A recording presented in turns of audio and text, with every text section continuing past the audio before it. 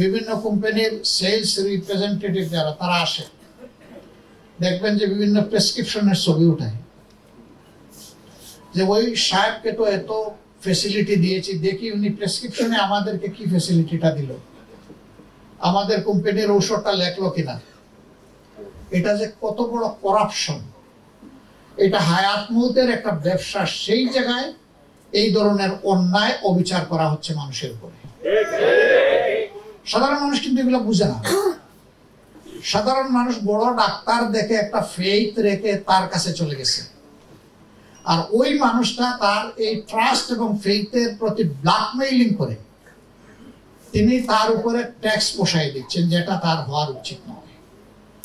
এটা শুধু মেডিসিনের ক্ষেত্রে না, আমাদের দেশে সাধারণ অসুখ নিয়েও কোথাও কোথাও গেলে স্পেসিফিক ইনভেস্টিগেশনের কথা না লিখে অনেকগুলা জুড়ে দেওয়া হয়। কারণ ওই ডায়াগনস্টিক সেন্টারগুলো আবার ওনাদের সাথে বেনিফিটের পার্টনারশিপ করে, নট ইনভেস্টমেন্ট পার্টনারশিপ।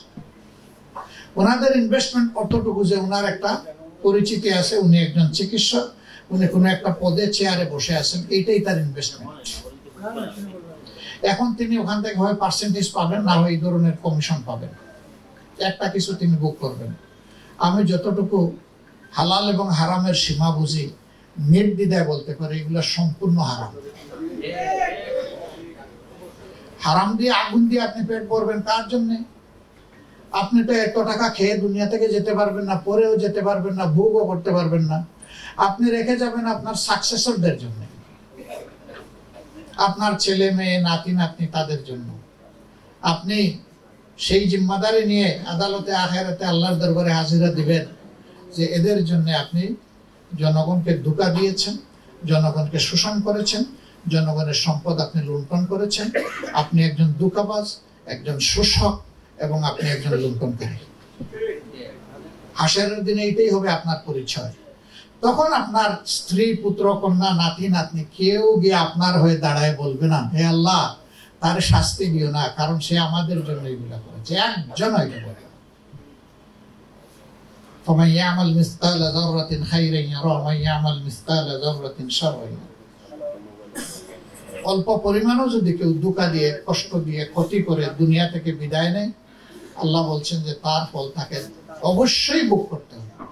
আবার এর আগে আল্লাহ বলেছেন না, সে যদি ক্ষুদ্রাতি ক্ষুদ্র পরিমাণ কোনো নেক আমল, ভালো আমল, কল্যাণের কাজ করে, অবশ্যই আমি আল্লাহ খুশি হয়ে তার হাতে তার উপহার তুলে দেব। আল্লাহ দুইটাই দিয়েছেন, সুসংবাদও দিয়েছেন, আবার আল্লাহ ওয়ার্নিংও দিয়েছেন।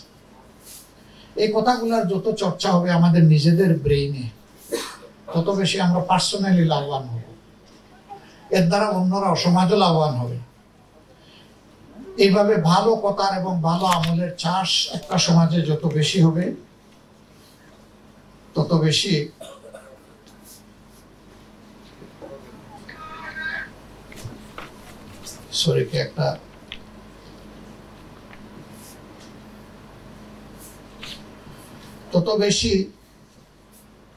আমরা লাভবান হব। একজন দৃষ্টি আকর্ষণ করেছেন যে ঔষধ সমিতি শিল্পতেও সকলে হয়তো পরিচ্ছন্ন না, আবার সকলে খারাপও না।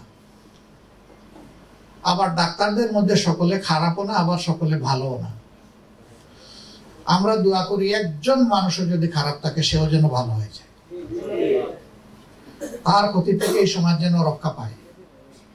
আর যত লোক ভালো হবে, আমাদের কাছ থেকে কারো বাহাবা পাওয়ার দরকার নেই, সে আল্লাহ তাআলার কাছ থেকে বাহাবা পাবে ইনশাআল্লাহ।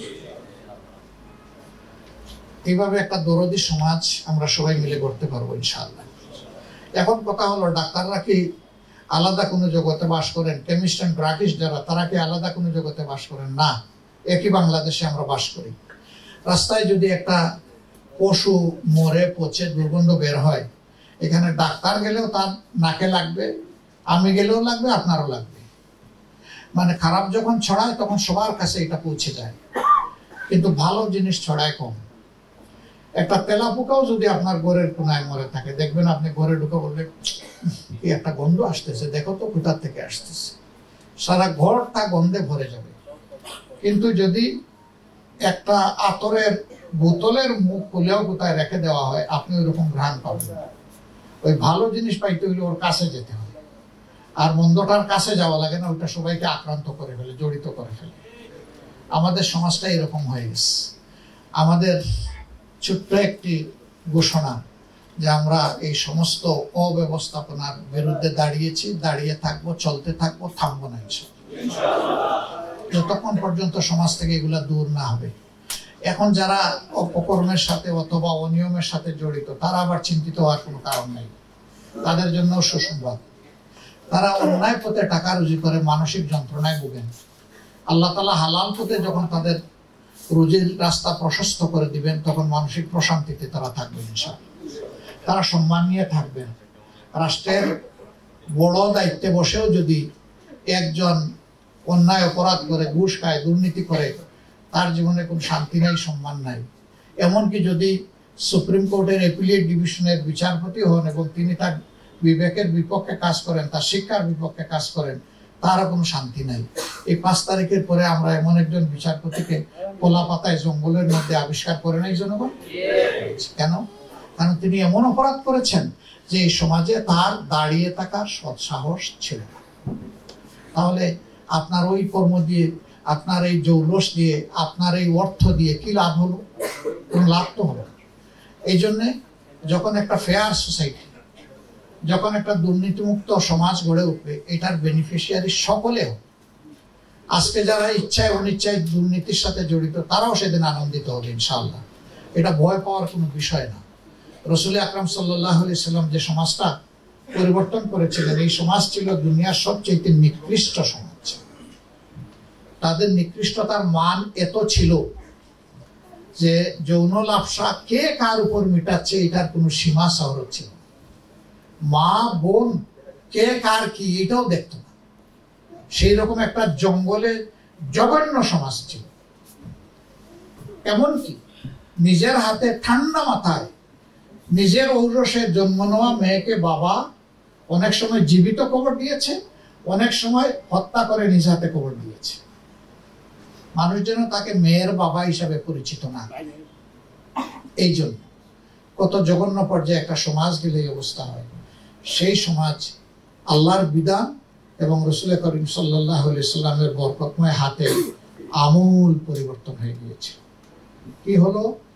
আল্লাহ রাসূল তার ইন্তেকালের আগে বললেন, দুনিয়াবাসীর সুসংবাদ নাও, এমন একটা সমাজ তোমাদেরকে গড়ে দিয়ে গেলাম, নমুনা গড়ে দিয়ে গেলাম, যেই সমাজের সানা থেকে হাজারামাউত ৩৫০০ মাইল একজন যুবতী তরুণী তার সমস্ত রূপ সৌন্দর্য নিয়ে একা সফর করবে, কোন জালিমের চোখ তার দিকে তুলে তাকানোর সাহস পাবে না।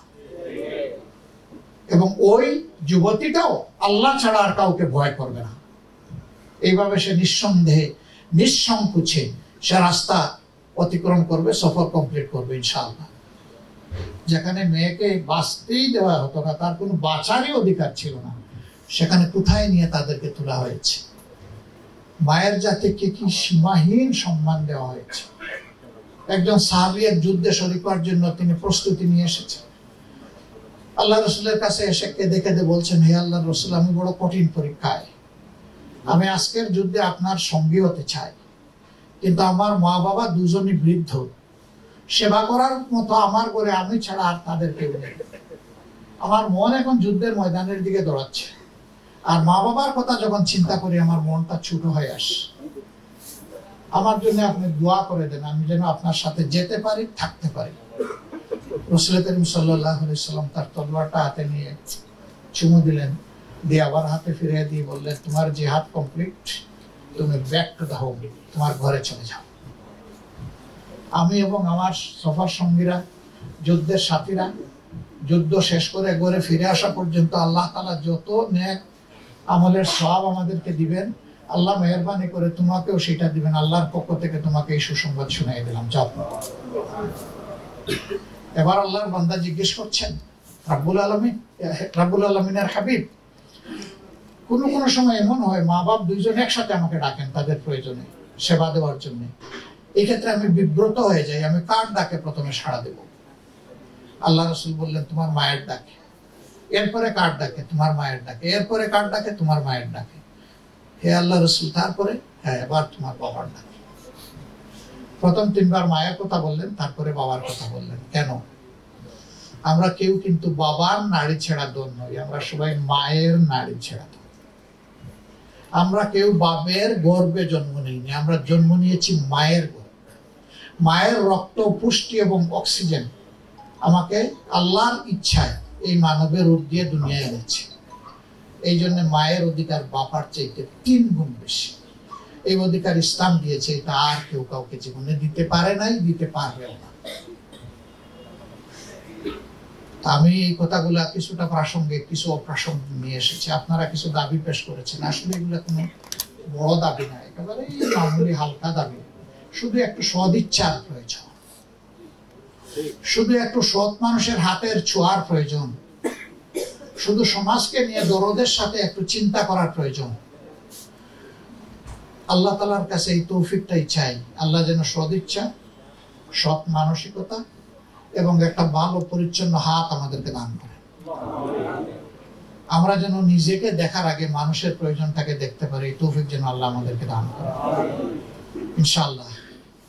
আমি কথা দিচ্ছি, শুধু আপনারা না, সমাজের বিভিন্ন শ্রেণী এবং পেশার যারা আছেন, আল্লাহ পাকের ইচ্ছায় এবং আপনাদের ভালোবাসায়, এদেশের জনগণের ভালোবাসায় এ দায়িত্ব যদি আমাদের উপরে আসে রাষ্ট্র পরিচালনা, আমরা গুরুত্বপূর্ণ কাজগুলাতে হাত দেওয়ার আগে অবশ্যই সংশ্লিষ্ট অংশীজনদের সাথে আগে বসবো, তাদের মুখ থেকে বাস্তবধর্মী কথাগুলা শুনবো, সেগুলাকে আমলে নিব, তারপরে অগ্রাধিকার ভিত্তিতে ইনশাআল্লাহ কোনটার পর কোনটা হবে সেটা আপনাদেরকে জানিয়েই করা হবে ইনশাআল্লাহ। জনগণকে অন্ধকারে রেখে আমরা কিছুই করব না।